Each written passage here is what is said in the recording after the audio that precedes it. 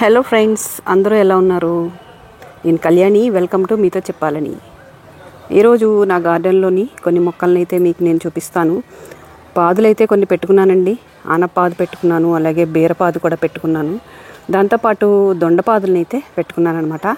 ఈరోజు దొండపాదుకి నేను ఎలాంటి కేర్ తీసుకుంటున్నాను, ఒకవేళ నేను ఇది వరకు పెట్టినప్పుడు ఎలాంటి పరిస్థితులు అయితే ఉన్నాయి, దాన్ని ఎలా రికవర్ అయ్యి మొక్క అనేది బాగా పెరుగుతుంది, దాని గురించి వీడియోలో మీకు అయితే చెప్తాను. ఎలాంటి ఫెర్టిలైజర్స్ ఇస్తున్నాను అనేది కూడా మీకు చూపిస్తాను. వీడియోని స్కిప్ చేయకుండా పూర్తిగా చూడండి, తప్పకుండా లైక్ చేయండి. ఇప్పుడు కొన్ని కాయలు అయితే నేను హార్వెస్ట్ చేసేసుకున్నాను. కొన్ని ముదిరిపోయిన ఆకులు అవి ఉన్నాయి కదా, కొద్దిగా అన్నమాట.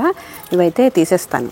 ఇప్పుడు తర్వాత ఫర్టిలైజర్ అనేది ఇస్తాను. ఈ ఫర్టిలైజర్స్ రెగ్యులర్గా ఈ సమ్మర్లో అయితే లిక్విడ్ ఫర్టిలైజర్స్ లాంటివి ఇస్తూ ఉండడం వల్ల మొక్కల గ్రోత్ అనేది చాలా బాగుంటుంది. అన్ని ఆకులు తీయక్కర్లేదు, కొన్ని బాగా ముదిరినటువంటి ఆకులను అయితే అప్పుడప్పుడు ఇలాగా ఒక 15 డేస్కి ఒకసారి అలాగా కొన్ని తీసేస్తూ ఉంటాను అనమాట. దానివల్ల ఏంటంటే గ్రోత్ అనేది బాగుంటుంది. ఈ కాయలు చక్కగా ఇక పిందెలు ఉన్నాయి చూసారా, ఇవన్నీ కూడా పెద్ద అవుతాయి. ముఖ్యంగా గుర్తుంచుకోవాల్సిన మంచి టిప్ ఒకటి చెప్తాను. ఏంటంటే ఎండ వేడిని తట్టుకోవడానికి మల్చింగ్ అనేది చేసుకుంటూ ఉండాలి.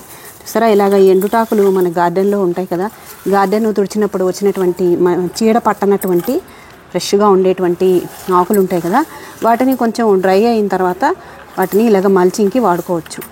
మాకు ఇక్కడ వేప చెట్టు పక్కన ఉంది. ఆ వేప చెట్టు ఆకులన్నీ రాలుతూ ఉంటాయి.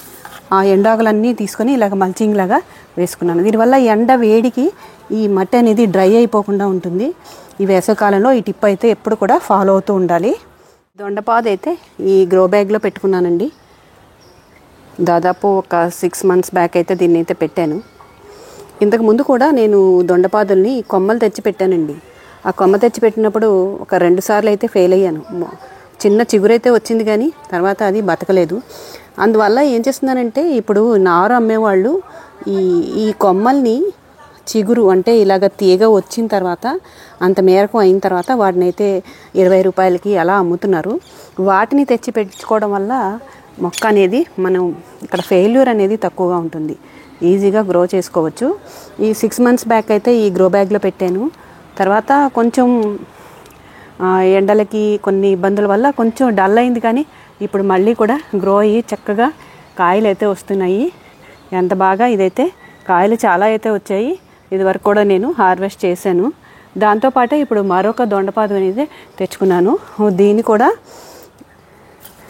కూడా ఇలాగే చిన్న తీగ వచ్చినటువంటి కొమ్మనైతే తెచ్చుకున్నాను. ఇదైతే ఒక 2 months బ్యాక్ అయితే తెచ్చానమాట. చూడండి, ఇది అయితే చాలా బాగా పెరిగింది. ఇలా చూడండి, కాయలు అయితే ఎంత బాగా వస్తున్నాయో కాయలన్నీ కూడాను. ఇప్పుడైతే ఈ కాయలను కొన్ని కోసేసుకుంటాను, ఎందుకంటే ఇంకా ఈ పాదులు అనేవి చిన్నవే. చూడండి, కణుపుకి కూడా ఒక కాయ అనేది వస్తుందన్నమాట. ఎంత హ్యాపీగా ఉంటుందో. ఈ దొండకాయలు ఫ్రై చేసుకుంటే లేతవి కదా, చాలా బాగుంటాయండి. ఇలా కణుపుకి కూడా కాయలు అయితే వచ్చేస్తున్నాయి. ఇప్పుడు కొన్ని చిన్న పిందెలు కూడా ఉన్నాయి. ఈ పెద్దవైనటువంటి కాయల్ని మనం కోసేసుకుంటే అప్పుడు మిగిలిన కాయలు అనేవి పెద్దవడానికి ఉంటుంది. ఇప్పుడైతే కొన్ని హార్వెస్ట్ చేసుకుంటాను. ఒక 2 పాదులు అయితే పెట్టుకున్నాను, ఎందుకంటే ఇది టెర్రస్ మీద కంటైనర్లో పెంచుకుంటున్నాం కాబట్టి ఒక 2 పాదులు ఉంటే మనకి సరిపడా అయితే వస్తాయన్నమాట. నేలలో అయితే ఒకటి పెట్టుకున్నా కూడా సరిపోతాయి. ఇప్పుడైతే దీనికి కొన్ని టిప్స్ కూడా మీకు నేను షేర్ చేస్తాను. కొన్ని కాయల్ని ఇలాగా హార్వెస్ట్ చేసేసుకుంటూ ఉందాము. చాలా రుచిగా ఉంటాయి తెలుసా. మన గార్డెన్లో మనం సేంద్రియ పద్ధతిలో పండించుకున్నటువంటి కూరగాయలన్నీ కూడా చాలా రుచిగా ఉంటాయి. ఇలాగా నేనైతే మొన్న ఒక 2 days బ్యాక్ కొన్ని కాయలు అయితే కోసాను. ఇవి కూడా ఫ్రిడ్జ్లో పెట్టేశాను అనమాట. ఫ్రిడ్జ్లో పెట్టేస్తే మళ్ళీ నాకు ఒక 2కి సరిపడా ఈ కాయలు అయితే వచ్చేస్తాయి. ఈ తీగ అంటే ఈ పాదు అనేది ఒక 2 మీటర్లు పెరిగే వరకు కూడా మనం ఈ టిప్స్ అనేది కట్ చేయకూడదు. ఆ 2 మీటర్ల పైన పెరిగిన తర్వాత ఈ చివర్లు ఉంటాయి కదా, వీటిని ఇలా తుంచేసామంటే పక్క నుంచి బ్రాంచెస్ వస్తాయి. అప్పుడు మొక్క అనేది చాలా బాగా పెరుగుతుంది. ఇలాగా నేను కట్ చేశాను చూసారా. ఇలాగా కొంచెం పెద్దవైన తర్వాత మనం కట్ చేస్తూ ఉంటుంటే ఎక్కువ బ్రాంచెస్ వచ్చి ఎక్కువ కాయలు అయితే వస్తాయి. ఈరోజు ఒక మంచి ఫర్టిలైజర్ని అయితే మొక్కలకు ఇవ్వబోతున్నాను. మొక్కలకు NPKతో పాటు కాల్షియము చాలా అవసరం అండి. ఈరోజు ఫాస్ఫరస్, కాల్షియము కలిగినటువంటి ఫర్టిలైజర్ని అయితే మొక్కకు ఇవ్వబోతున్నాను. ఎవ్రీ 2 మంత్స్కి ఒకసారి మన కూరగాయల మొక్కలకి, పూల మొక్కలకి, పళ్ళ మొక్కలకి అన్నిటికీ కూడా ఈ ఫర్టిలైజర్ని అయితే ఇవ్వచ్చు. అదేంటంటే ఇప్పుడైతే నేను ఈ బోన్ డస్ట్ లేదా బోన్ మీల్ని అయితే మొక్కలకి ఇవ్వబోతున్నాను. ఎవ్రీ 2 మంత్స్కి ఒకసారి కంటైనర్ సైజుని బట్టి 1 స్పూను లేదా బాగా పెద్ద కంటైనర్ అయితే 2 స్పూన్స్ వరకు ఇవ్వచ్చు. అంతకు మించి అయితే అవసరం లేదు. దీనివల్ల మొక్కకి ఫాస్ఫరస్, కాల్షియం అనేది బాగా అందుతుంది. ఫ్లవరింగ్ అనేది బాగా రావడానికి, మొక్క గ్రోత్ బాగుండడానికి, హెల్దీగా మొక్క రూట్ సిస్టమ్ నుంచి బాగా పెరగడానికి చాలా బాగా ఇదైతే ఉపయోగపడుతుందన్నమాట. నేనైతే ఇది 20 లీటర్స్ బకెట్లో పెట్టాను. ఇది గ్రో బ్యాగ్లో పెట్టాను. బాగా పెద్ద కంటైనర్ అయితే 1 స్పూను నిండా అయితే ఇది 1 టేబుల్ స్పూన్ అనమాట. దీన్ని ఇస్తే సరిపోతుంది. దీంతోపాటు రెగ్యులర్గా మనం ఇచ్చేటువంటి లిక్విడ్ ఫర్టిలైజర్స్, కిచెన్ వేస్ట్తో కానీ లేదా బియ్యం కడుగు నీళ్ళు కానీ ఎవ్రీ 3 డేస్కి ఒకసారి ఏదో ఒక లిక్విడ్ ఫర్టిలైజర్ అనేది మొక్కలకు అనేది ఇస్తూ ఉండాలి. అప్పుడే వేసవి కాలంలో మొక్కలు అనేవి గ్రోత్ అనేది బాగుంటుందన్నమాట. అలాగే పుల్లటి మజ్జిగను కూడా ఈ పూత సమయంలో మొక్కలకు ఇవ్వడం వల్ల చాలా ఉపయోగం అయితే ఉంటుంది.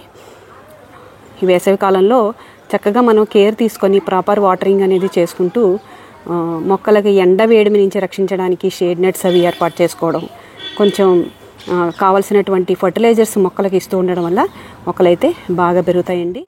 ఇక్కడ ఆనపాదులు అవి పెట్టుకున్నాను అనమాట. మాకు ఇక్కడ పందిరి వేసుకోవడానికి అంతగా అవకాశం లేదు. అందువల్ల ఇక్కడ తాడు అనేది కట్టేసుకొని దీనికి కొన్ని దారాలు అవి కట్టేసుకున్నాం అనమాట. అలా అయితే పెట్టుకున్నాము. వీటికి లీఫ్ మైనర్ అనేది వస్తుంటుంది. వాటిని ఎక్కువగా ఉన్నప్పుడు ఈ ఆకులు అనేవి శుభ్రంగా కట్ చేసేసి ఒకసారి వేప నూనె అనేది స్ప్రే చేసుకుంటూ ఉండాలి. అన్ని పాదులకు కూడా ఈ లీఫ్ మైనర్ అనేది అటాక్ అవుతూ ఉంటుంది. కేర్ చూసారు కదా ఈరోజు నా గార్డెన్లోని దొండ మొక్కకి నేను ఎలాంటి ఫెర్టిలైజర్ ఇచ్చాను, ఎలా కేర్ తీసుకుంటున్నాను అనేది మీతో వీడియోలో అయితే షేర్ చేసుకున్నాను. తప్పకుండా వీడియోని లైక్ చేయండి. అలాగే మన ఛానల్ని ఫాలో అవుతూ ఉండండి. Thank you for watching.